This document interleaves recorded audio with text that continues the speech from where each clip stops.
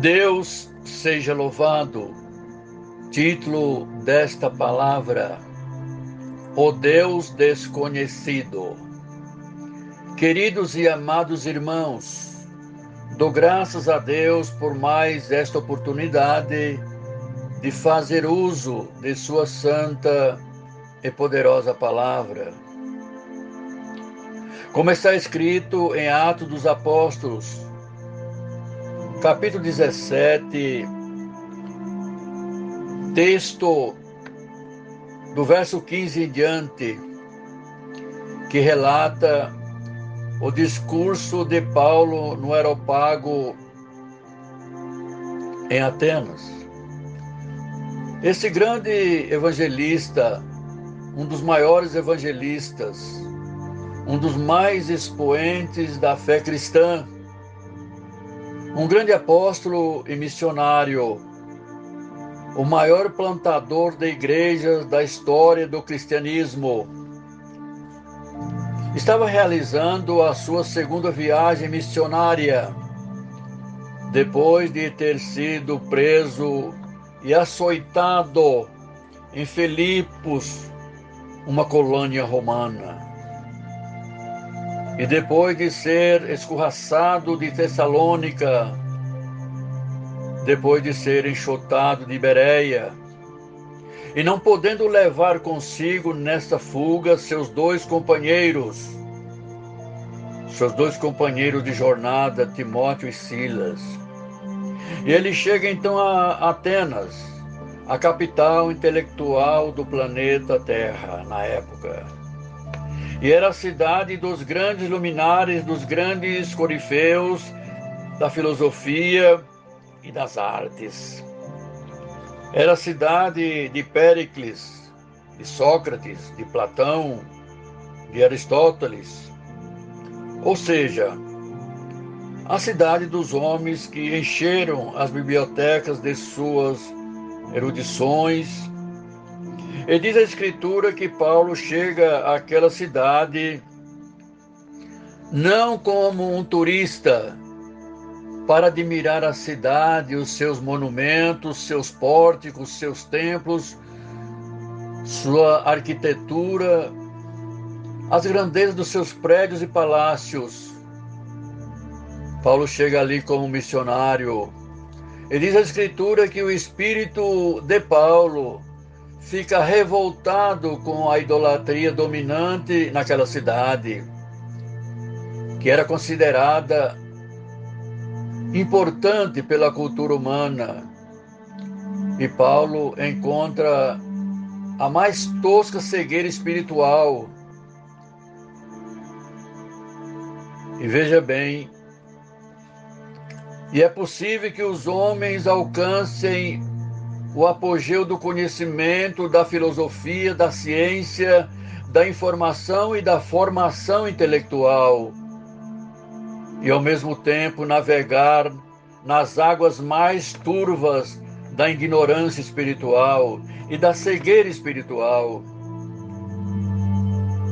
E o que é curioso aqui é que o que provoca a ira de Deus e mexe com a estrutura emocional deste homem.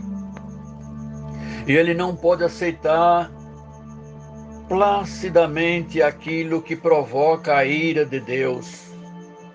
Por isso seu espírito se revolta. E tem hora que eu me pergunto se aquilo que ofende a Deus ofende a nós cristãos. E diz a Escritura que Paulo não apenas olha isso de maneira passiva. E por virtude disso, e como fruto dessa reação, Paulo não cruza os braços, Paulo não cala sua voz, Paulo não se omite. E diz a Bíblia, por isso ele pregava na sinagoga. Bendito é o nome do Senhor. Entre os judeus e os gentios piedosos. Mas Paulo é um missionário que não fica preso entre quatro paredes. Paulo é um missionário que vai lá fora, onde as pessoas estão. Paulo é um homem que se apresenta e que está onde as pessoas estão.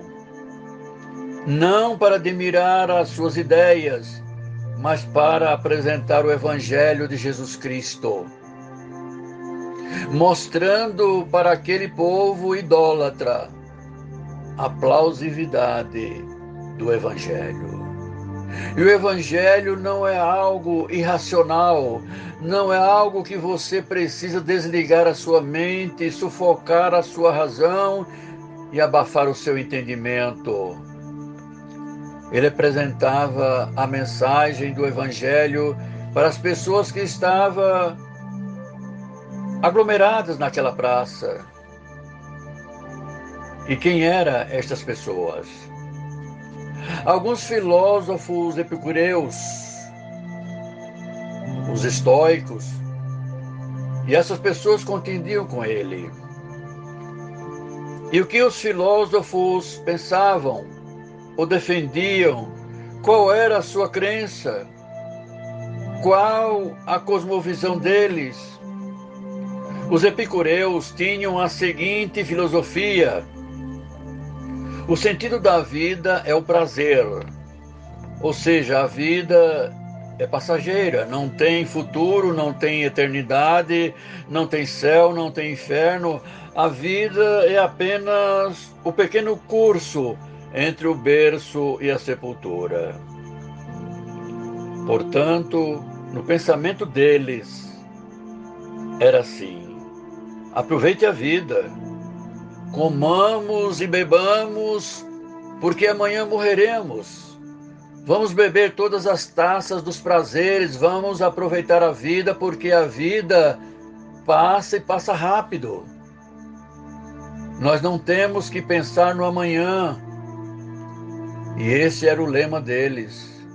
E Paulo discute com essa gente, mostrando para eles o seguinte, dizendo: tem futuro sim, temos o dia do juízo, tem o acerto de contas.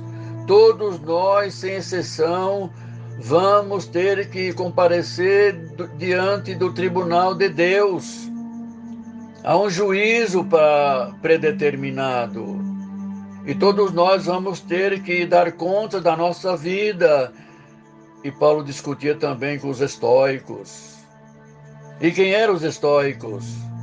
São pessoas que pensam e defendem que a vida é marcada por um destino cego e implacável. E acreditam eles que não se muda a vida e que é impossível mudar, que o melhor é se conformar. Eu nasci assim, eu vou morrer assim. Não dá para mudar a vida. E tem muita gente até hoje que pensa desta forma. Que não há esperança, não há luz no fim do túnel. E Paulo dizia para aquelas pessoas. E o Espírito Santo fala com quem ouve esta mensagem que é possível mudar.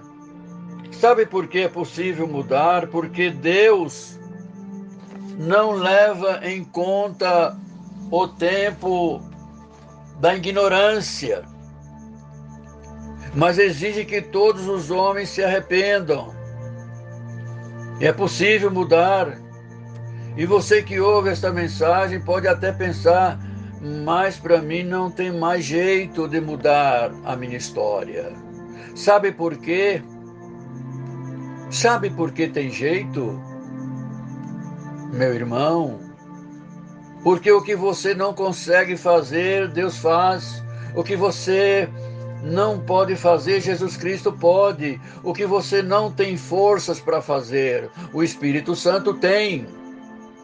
E não existe para Deus vida irrecuperável.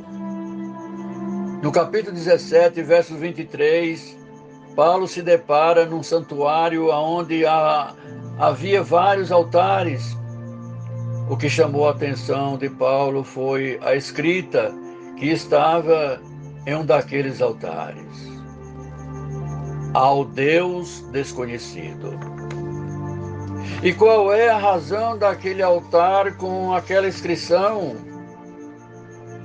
Veja bem, os atenienses ofereciam sacrifício aos seus deuses. E segundo a história, os atenienses eram zelosos para adorar e oferecer sacrifício aos seus deuses, pois temiam, porque segundo eles, esses deuses eram vingativos. E eles pensavam, pode ser que existe outro Deus e nós tenhamos esquecido dele. Então vamos fazer um altar a esse Deus que nós não o conhecemos. Então ele vê o altar e não derrama sua ira sobre nós. E eles temiam aquelas divindades.